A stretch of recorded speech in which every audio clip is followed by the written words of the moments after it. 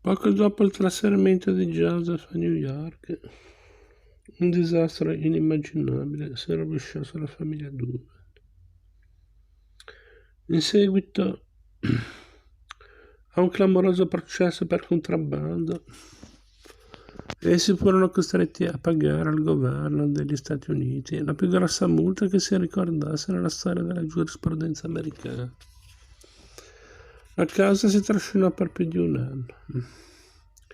I Doovan erano accusati non solo di aver svalutato i loro oggetti d'arte agli effetti delle dichiarazioni doganali, ma di aver più volte importato dipinti arazzi, riposti distrattamente e poi dimenticati nei cassetti chiusi a chiave dei loro mobili antichi. La richiesta del governo partì da $6 milioni, 3 miliardi e 750 milioni di lire dell'epoca. Vi ricordiamo che questo libretto è del 1961. Salì a 8 e si concluse con $10 milioni. Dopo pazienti trattative, i legali dei Doovan fecero scendere il governo alla modesta somma di $1.400.000, 875 milioni di lire.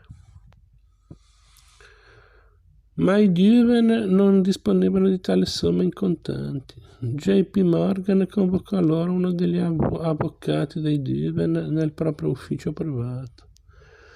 Quando l'avvocato entrò e li trafisse con i suoi occhi penetranti, il visitatore e abbaiò.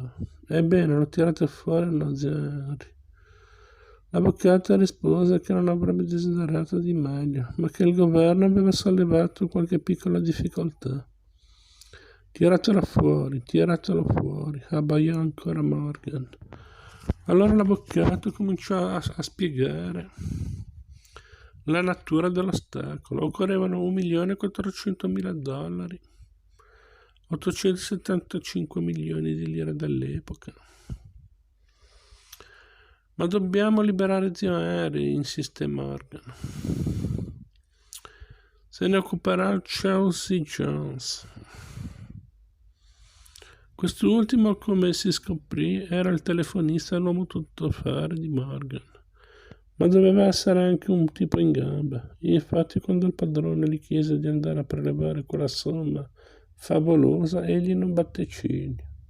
Sfilò le spine e trotterellò in direzione della First National Bank. L'indomani il legale ricevette in una busta, senza neppure un rigo di accompagnamento, un assegno di $1.400.000 e zio Henry fu tirato fuori. In quella circostanza tutti i concorrenti si illusero che i Doovan fossero finiti. Ma Joseph era imperturbabile. Pochi giorni dopo, alla fine del processo, egli domandò a uno dei suoi amici nemici: chi altri mai avrebbe potuto avere un'ammenda così grossa?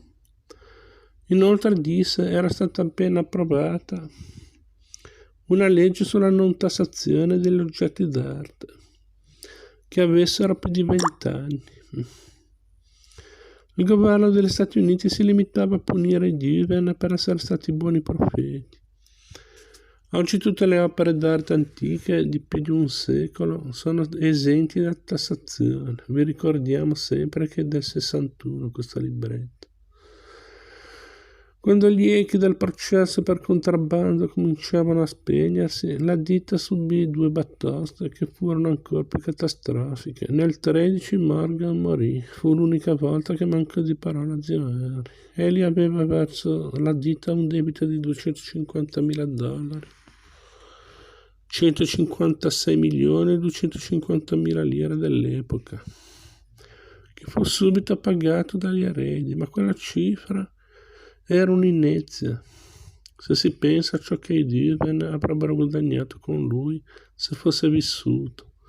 Qualche mese dopo Doovan subì un altro colpo per la morte di Altman.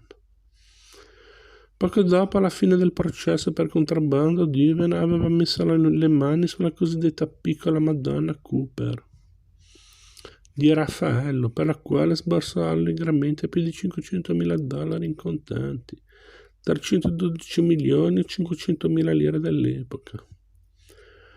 E Altman aveva accettato di acquistare il dipinto per $750.000,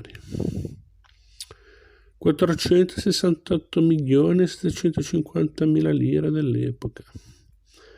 Ma quando arrivò il Raffaello, Altman non era più di questo mondo, e anche nella cerchia dei Duveen i clienti da $750.000, tutto attaccato, erano rari. Poiché l'accordo tra Altman e Duveen era stato verbale, gli esecutori testamentari di Altman, mancando le prove della vendita, rifiutarono di ritirare il quadro. Joseph Duveen fu sempre in gara con la morte. Quasi tutti i suoi clienti erano avanti con gli anni e ora, travolto da quella serie di disastri, anche zio Henry voleva morire, ma il nipote glielo vietò. Era un lusso che la ditta non si poteva permettere, bisognava occuparsi del Raffaello. Perciò Duveen richiamò all'ordine zio Henry e lo mandò a Filadelfia dal miliardario P.A. Widener. Non c'era tempo da perdere, poiché la salute di Widener era delicata, difatti anch'egli morì 2 anni dopo. Ma zio Henry tornò con il sacco pieno, aveva venduto il quadro per $700.000, 437 milioni e 500.000 lire.